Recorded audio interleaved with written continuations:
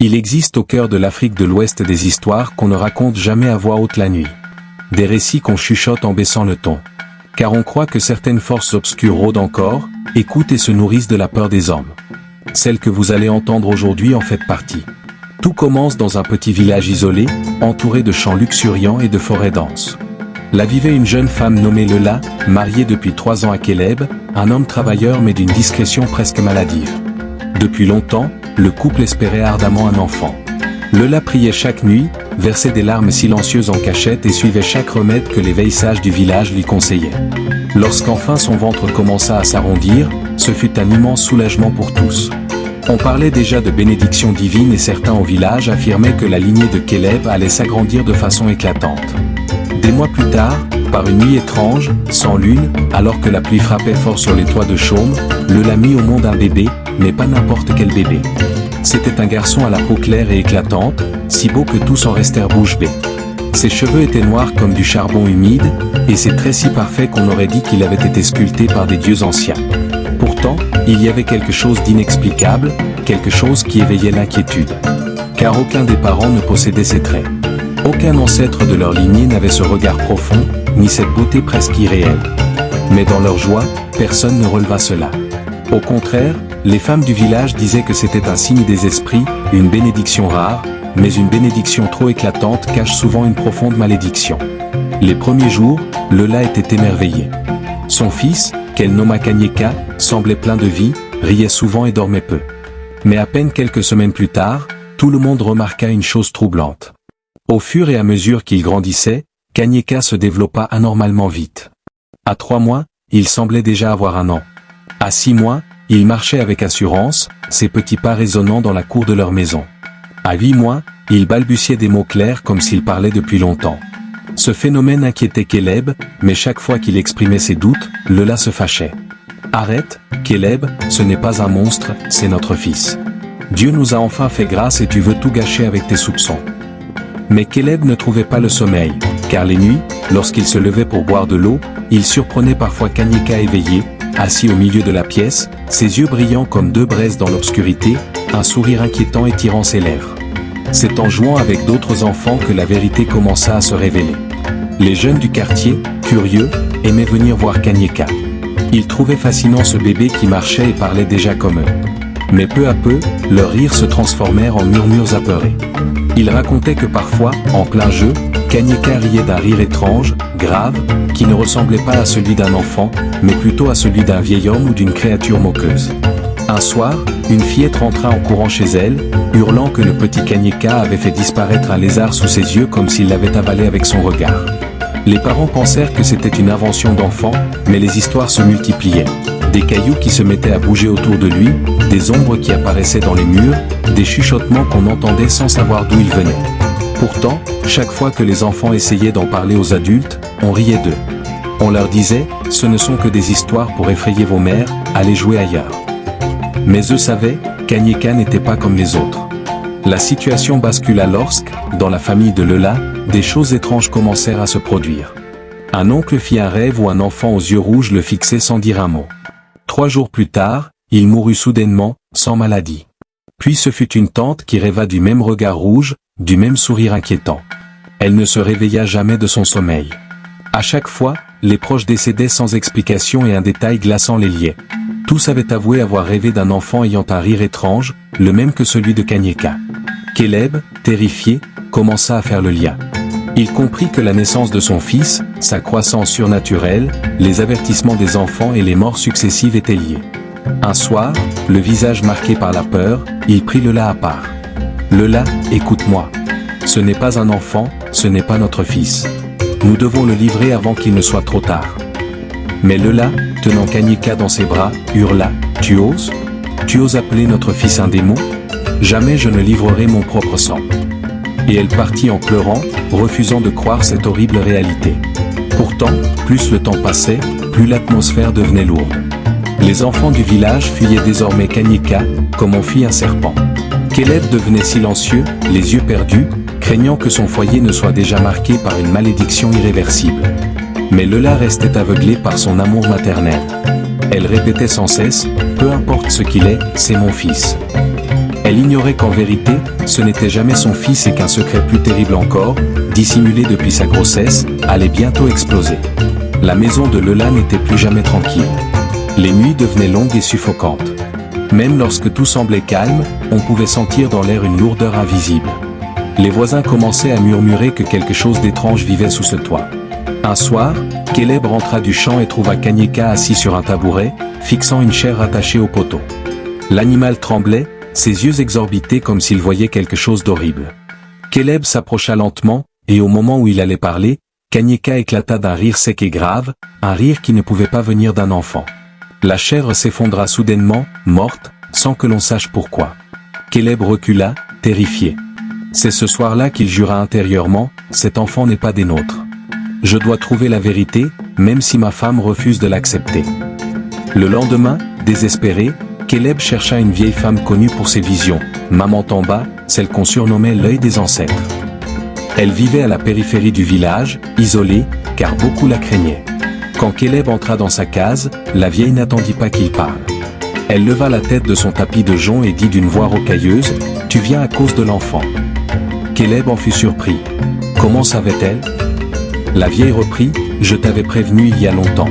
Quand une femme est enceinte, il ne faut jamais provoquer la jalousie des mauvaises personnes. Ta femme a oublié cette règle. » Avec lenteur, Maman Tamba raconta ce que Caleb ignorait. Pendant la grossesse de Leila, elle était rayonnante, sa beauté s'étant accrue, et les villageois disaient qu'elle brillait comme une femme bénie.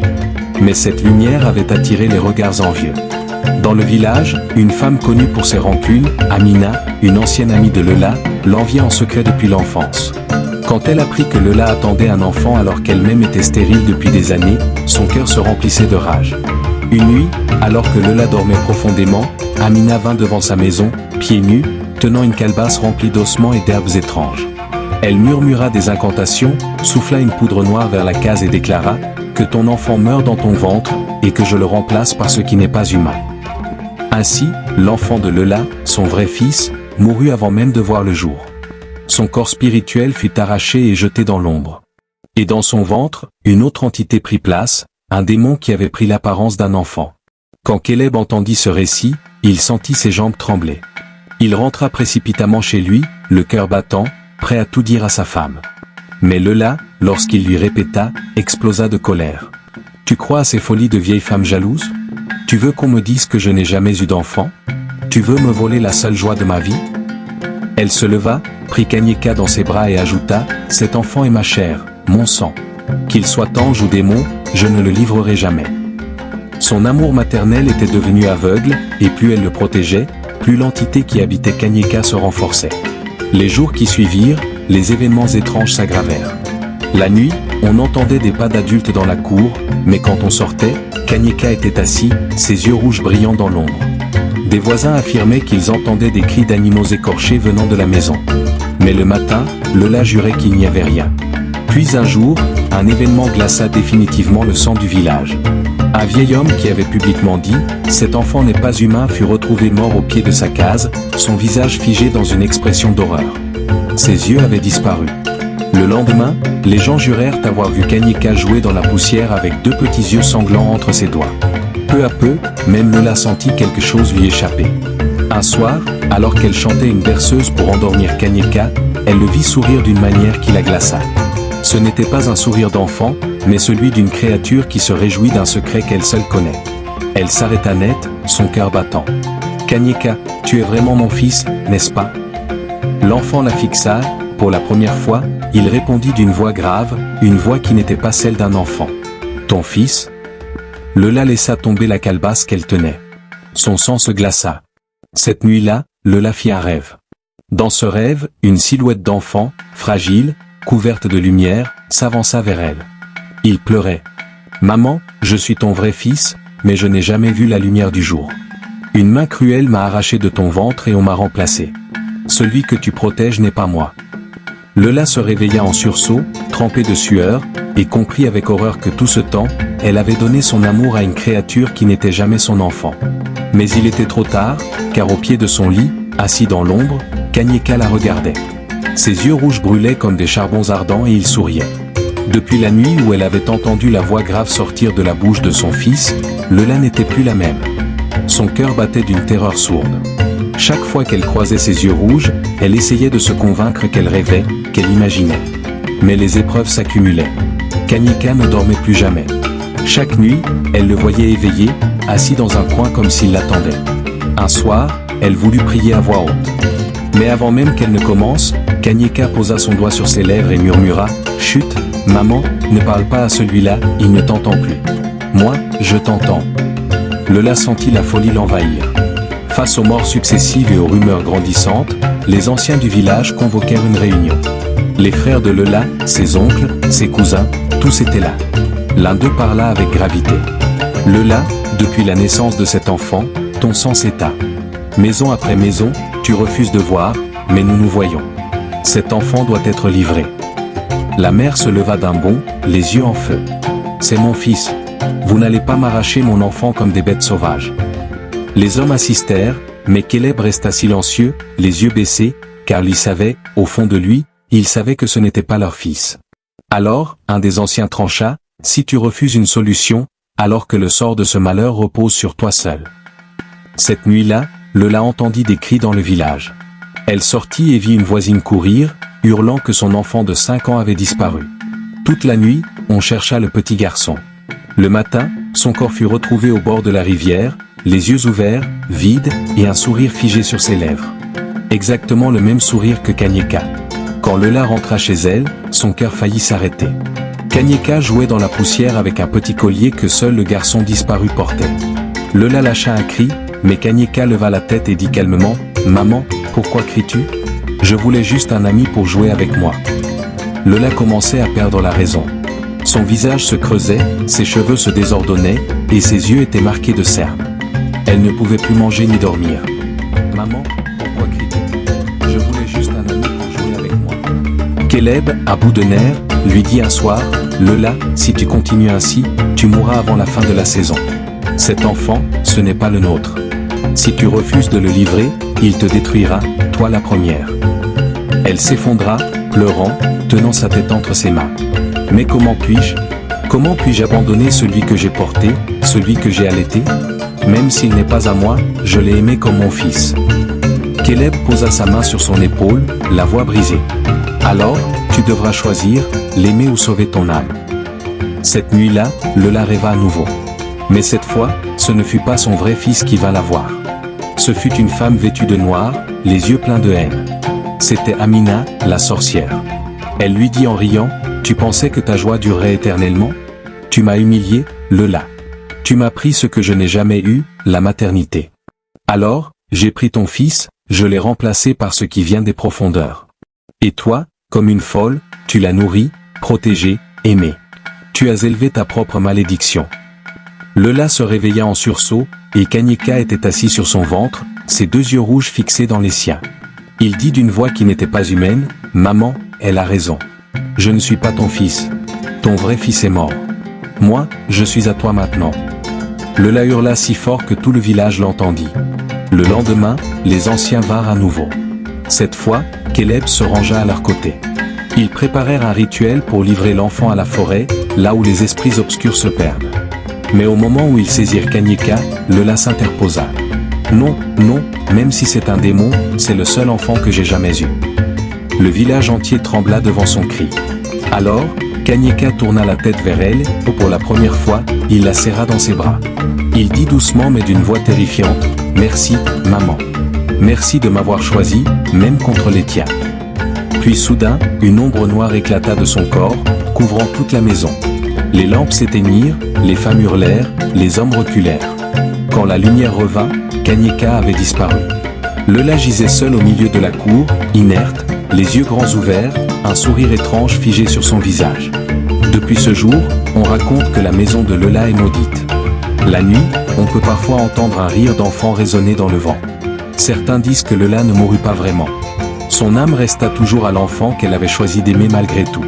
Les anciens du village conclurent ainsi, « Il n'est pire aveuglement que l'amour d'une mère qui refuse de voir que son enfant n'est pas humain. » Depuis ce jour, on raconte que la maison de Lola est maudite. Les villageois évitaient de s'en approcher, murmurant des histoires de nuits sans sommeil et de cris étranges qui résonnaient entre ces murs. Les enfants, particulièrement, évitaient le chemin qui menait à cette maison, alors que les rumeurs de la présence de Kanyeka, ou plutôt de l'entité qui l'avait usurpé, se répandaient. On disait qu'il jouait avec les âmes des enfants disparus, les attirant dans des jeux impossibles à quitter. Certains racontaient même avoir vu Lola rôder autour des alentours, ses yeux vides brillant de lueur rougeâtre, son visage figé dans un sourire étrange. Les anciens du village, inquiets, décidèrent de tenir une nouvelle réunion au centre, là où se trouvaient les arbres sacrés. Ils savaient qu'un rituel devait être accompli, quelque chose de puissant pour purger le village du mal qui rongeait leur tradition. Les sages passèrent des heures à discuter, à murmurer des incantations anciennes, pesant le risque d'une confrontation directe avec l'esprit qui habitait Kanyeka. Ils convinrent qu'il fallait un sacrifice, mais pas de sang humain. Au lieu de cela, ils décidèrent de reconstruire l'autel des ancêtres, de lui redonner son éclat et sa puissance, qui pourraient attirer les esprits bienveillants. En creusant, ils découvrirent des objets oubliés, des amulettes anciennes qui avaient appartenu à leurs ancêtres, et avec eux, un appareil d'artisanat pour transformer la souffrance en force. Dans un dernier acte de désespoir, Lola, en entendant leurs préparatifs, se dirigea vers l'assemblée, déterminée à défendre son fils. « Vous ne comprendrez jamais. Kanyeka est mon enfant, cria-t-elle. Elle se présenta devant les sages, en larmes, tenant un collier que Kanyeka avait laissé tomber, symbole de leur lien. Si vous le détruisez, vous détruisez aussi une partie de moi. Les sages, face à sa douleur, hésitèrent. Ils savaient qu'ils faisaient face à une force supérieure, quelque chose qui avait manipulé l'amour d'une mère. Un des anciens, le sage jumeau, s'avança. Lola, l'amour est fort, mais aveugle parfois. Tu ne vois pas ce que nous voyons. Ton fils est devenu une abomination.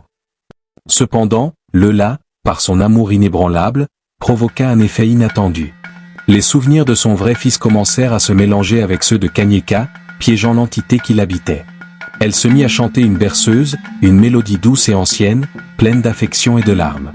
À cet instant, une lumière douce commença à émaner de son corps, l'illuminant dans une aura dorée. Les villageois, spectateurs de cette scène, sentirent une douleur familière dans leur cœur, comme s'ils revivaient la naissance d'un nouvel espoir.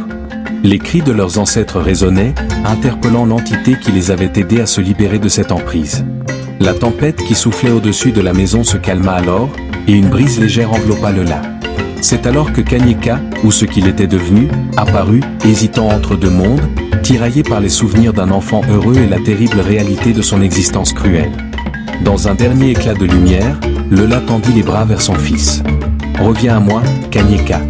Tu es mon fils, et tu mérites la paix. » Les larmes de Lola se mêlèrent à la lumière, apportant avec elle une délivrance. L'entité, incapable de résister à ce lien indestructible, commença à se dissoudre dans l'air. Lola s'effondra à genoux, épuisée, alors qu'une silhouette lumineuse émergeait de l'ombre. Un jeune garçon apparut, le vrai Kanyeka, les yeux lumineux et un sourire doux sur ses lèvres. « Maman, murmura-t-il, je suis de retour. » L'heure du sacrifice était enfin arrivée. Les anciens, renforcés par l'énergie de l'amour de Lola, commencèrent le rituel pour véritablement chasser l'entité. Dans un ultime éclat de lumière, Kanyeka se fondit dans la brise, ses rires résonnant autour du village, tandis que l'entité fut renvoyée là d'où elle venait, emportant avec elle les ténèbres et le désespoir qu'elle avait infligés. Les jours qui suivirent apportèrent une nouvelle vie au village. Les rires des enfants résonnaient une fois de plus, et Lola, bien que marquée par cette expérience, trouva la paix. Elle devint la gardienne des histoires et des traditions, transmettant aux générations futures la valeur de la vigilance contre l'obscurité et le pouvoir inestimable de l'amour maternel. À chaque pleine lune, les villageois se rassemblaient pour célébrer Kanyeka, l'enfant de la lumière.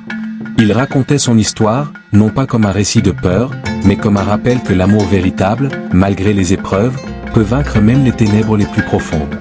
Les anciens du village conclurent ainsi, « Il n'est pire aveuglement que l'amour d'une mère qui refuse de voir que son enfant n'est pas humain, mais il n'est aussi pas de force plus grande que celle de l'amour qui proclame la vérité. » Merci d'être resté jusqu'à la fin. N'oubliez pas de liker la vidéo et abonnez-vous pour de nouvelles histoires.